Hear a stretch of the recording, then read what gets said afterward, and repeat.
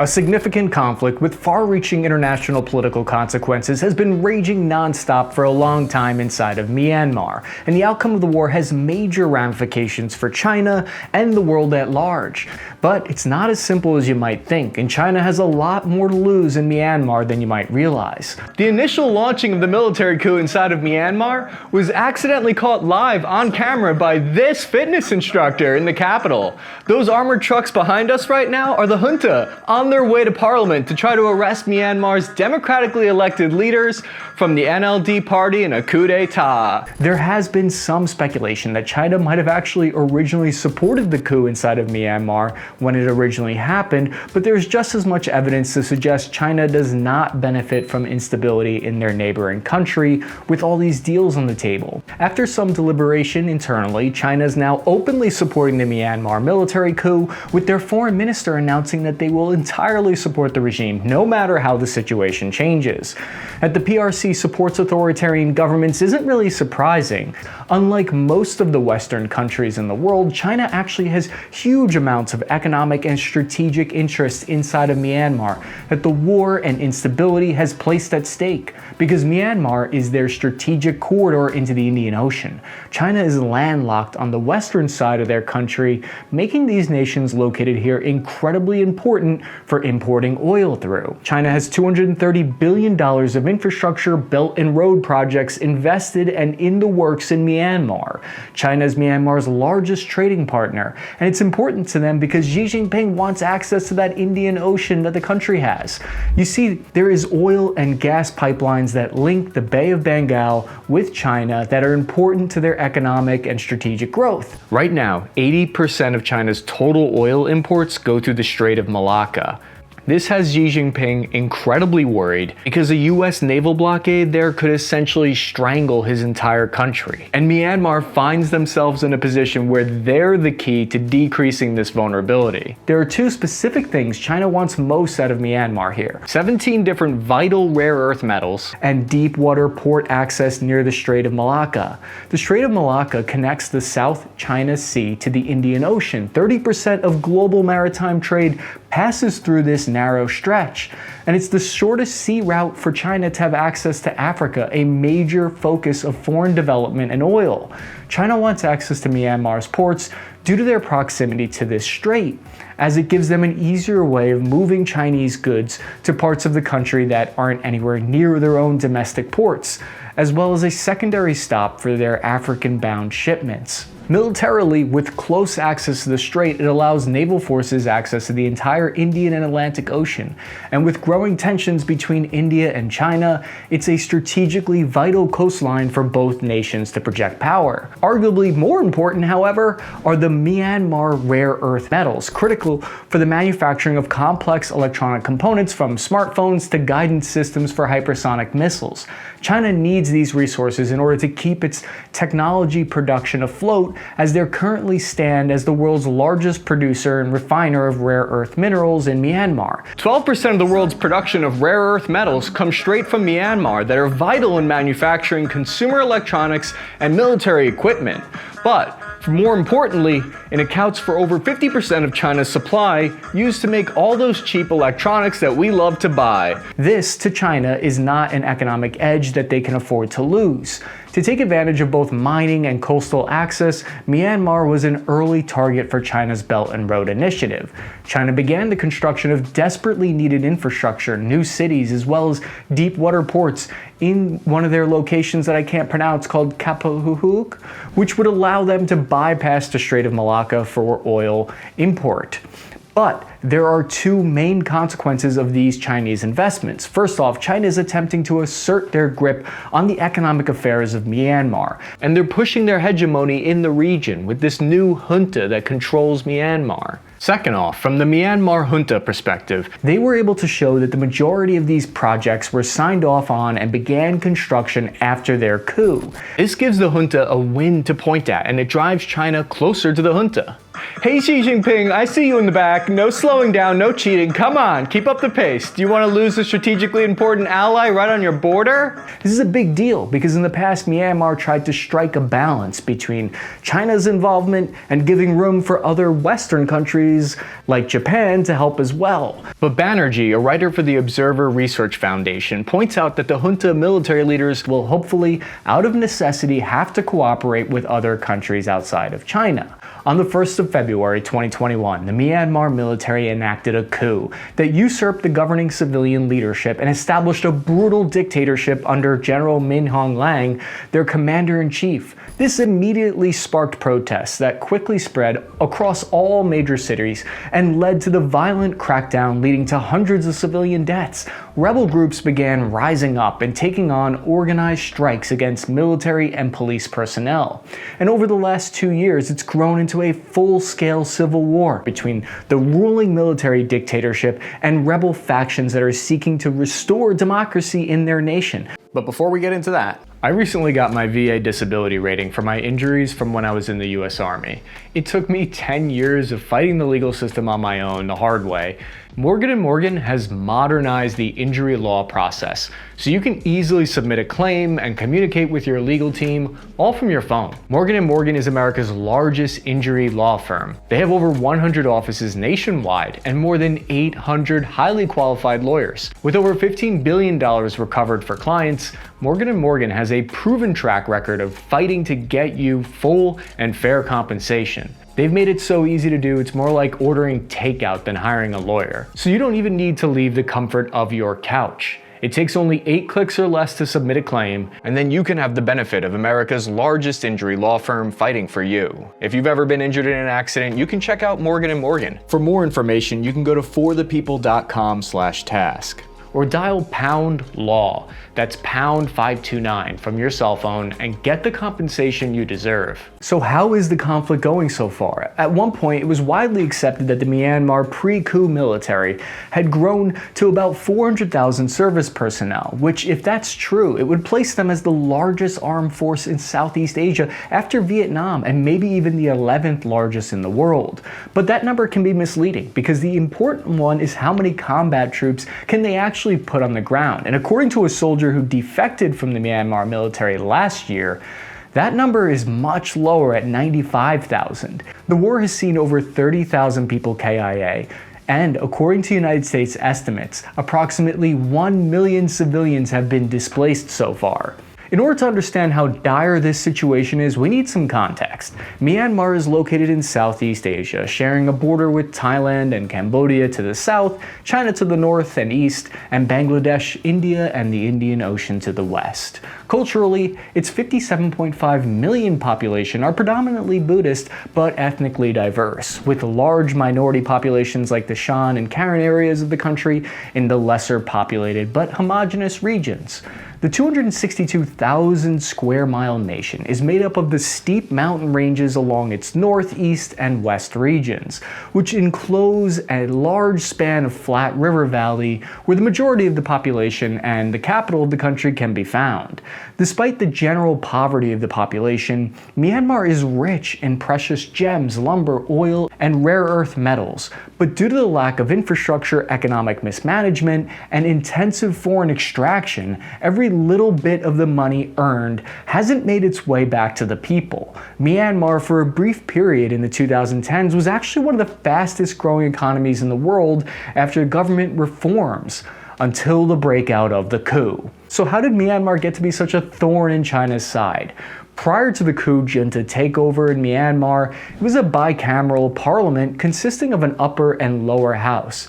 But something that might seem foreign to us is the involvement of their military in politics. By law, the Tadmao, their armed forces, are an entire political entity, as opposed to most Western nations where the military is an apolitical body headed by the civilian government. This separation of military from politics is like the separation of church and state. It's a fundamental feature of free states. The Tadmao even have their own corporations, such as the Myanmar Economic Corporation, or MEC, which controls the nation's mining, manufacturing, and telecommunications, as well as its banking. Strategically speaking, Myanmar finds itself at a critical crossroad between India and China, the two largest populations on Earth, both striving to gain from Myanmar's location as a land link to the rest of southern Asia, as well as its massive 1,400-mile coastline along the Indian Ocean, useful for both economic and military projection. Because all of this, both India and China have sought to have relatively stable relations with Myanmar. Despite this, Myanmar today is in complete turmoil, fighting an intense civil war between organized rebel groups and military government. But to see how we got to today, we have to look back at their history. The country as we know it today gained political independence in 1948, after 120 years under British rule, and it was called the Union of Burma, or just Burma. This break from the British Empire was largely spearheaded by Aung San, a Burmese revolutionary and politician who fought against Japanese occupation during World War II. He famously negotiated the Panglong Agreement, which officially set Burma as an independent state, but was assassinated just 6 months before it officially went into effect. The newly formed government consisted of a multi-party parliament holding free elections and sought to bring their nation more in line with Western and international standards.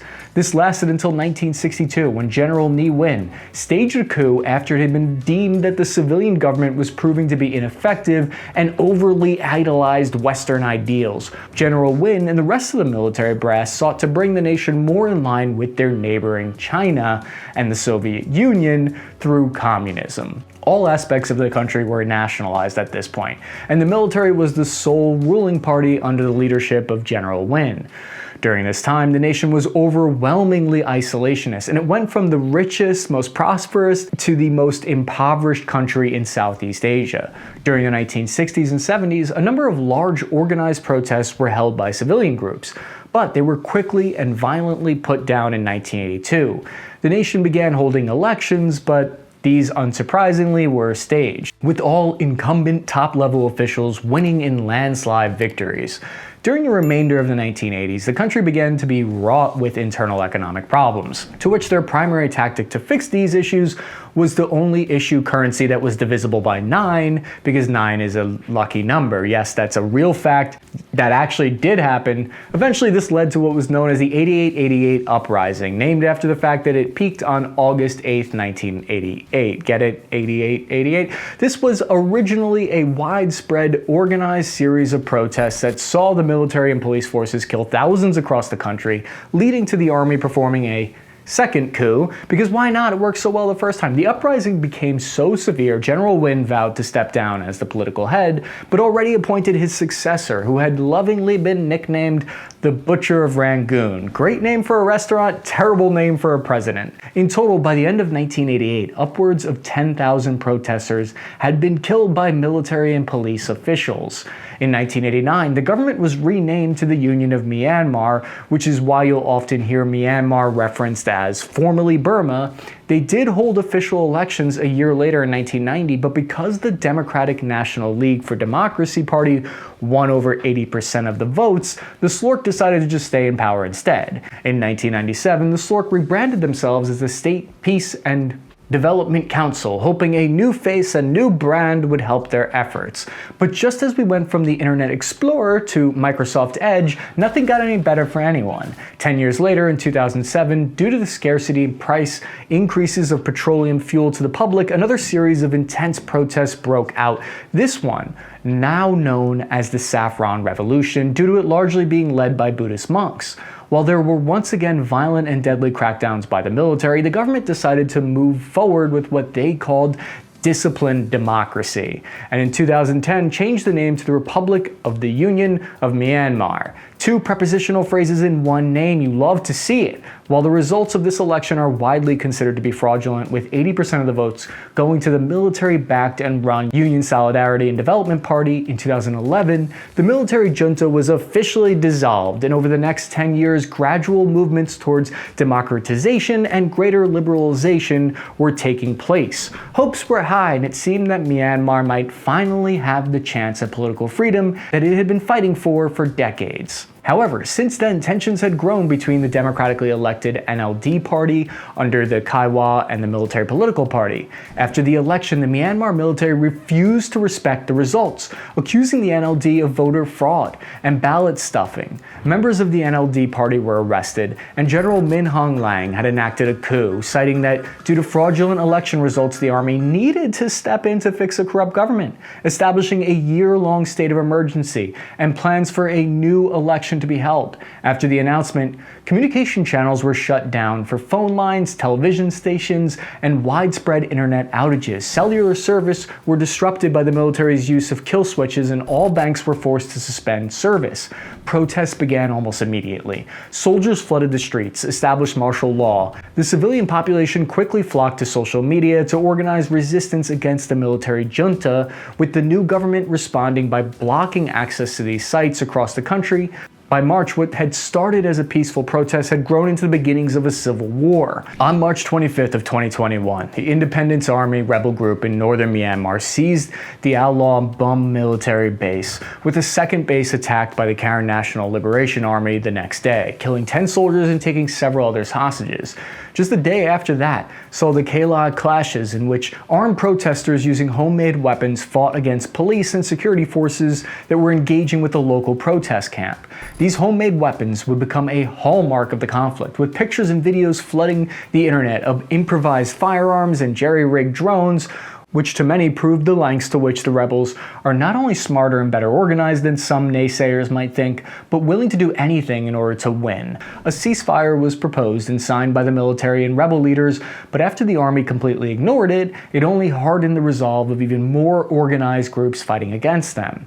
The now disposed NLD government formed what was called the Centralized Efforts of Retaliation Against the Military Junta. The NUG declared the creation of the People's Defense Force, or PDF, on May 5th, 2021, which is cited as the official start of the full-scale civil war. The purpose of the PDF was to unify the scattered rebel groups and ethnic minority resistance under a single flag in order to force the army into fighting a multi-front war.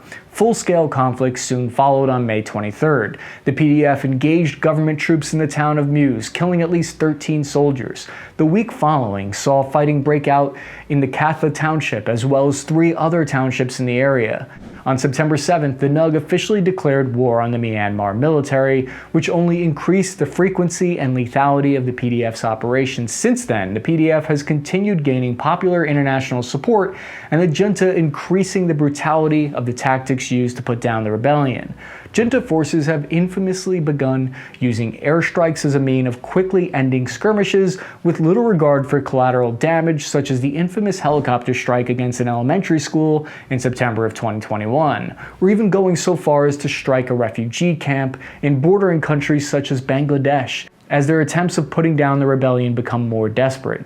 Since the summer of 2021, there have been weekly skirmishes between rebel groups and the army, who continue to lose popular support, troops, and ground. In June of 2022, it was reported that the Myanmar government only holds about 17% of its territory uncontested, and 71% of all townships have seen active armed fighting between the groups.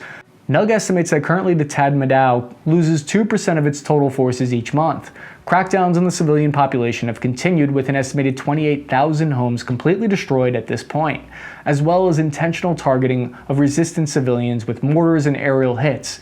Myanmar's army morale has plummeted, desertions are common, new recruits are non-existent, and that trend is expected to continue. Police forces are now being forced into the army, which has led to large-scale resignations across the organization, and it's estimated to be at least 2,000 police and military members have joined the resistance. The Myanmar economy is also suffering just as much. With new international sanctions, currency restrictions, and runaway inflation, it's becoming harder and harder for the junta to keep their own small portion of the country afloat. They even have soldiers posted at bank tellers and ATMs to make sure people don't withdraw too much money at once. This map from the International Institute for Strategic Studies shows us just how widespread this civil war has become, beginning primarily in ethnic minority regions before quickly covering every corner of the nation.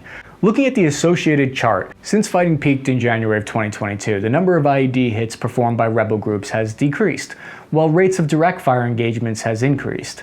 IEDs are only a good military option when you have no other means of taking out the enemy. They're dangerous to you, civilian populations, prone to fail, and don't allow you to take over territory. It only makes it harder for your enemy to operate within it. But this continuous, increasing level of direct action shows us that the PDF's focus is going on the offensive, actively taking and holding terrain, gradually chipping away at the territory held by the Army. In an interview with the Permanent Secretary of NUG's Ministry of Defense, he stated, although there are still a lot of requirements in terms of weapons, we have been armed to a certain extent, so this year there will be more attacks designed to cause heavier damage to the regime. Previously, we only waged guerrilla warfare, but very soon there will be more all-out attacks carried out in a professional manner. He goes on to claim that to date, the NUG has spent upwards of $30 million worth of military arms equipment and training. As all the violence takes place, China has kept a keen eye on the whole situation, carefully making moves in order to benefit as much as they can from the conflict. Despite close official relations on paper, China and Myanmar have never been the best of friends. Along their 1,300-mile stretch of shared border, you'll find that the Kokang people, an ethnically Chinese minority group that has regularly raised arms against the Myanmar government since the 1960s. This has led to a series of border incursions by Myanmar forces fighting the groups, killing Chinese civilians in the process, even as recently as 2015. While they both established communist governments around the same time during the 1950s and 60s, Myanmar has adopted a more Soviet approach, while China focused on Maoism and funded armed groups during the 1960s that sought to establish a Chinese-centered government in Myanmar. The democratic NLD government was closer and more beneficial for China's economic development in the region, meaning it's in China's interest to keep positive relations with the NUG, especially with what seems to be a very likely victory for them in the future. After the meetings, China resumed its economic development in the country, determined to not allow the civil war to hinder progress it has made to that point, pushing the junta to continue normal economic activities and to not allow its fighting with the PDF to interfere with its push for economic influence. This, to China's benefit and Myanmar's detriment, puts the Myanmar government further into Chinese debt. By doing this, it guarantees that regardless of who comes out on top of the war, China will be waiting for them with a bill.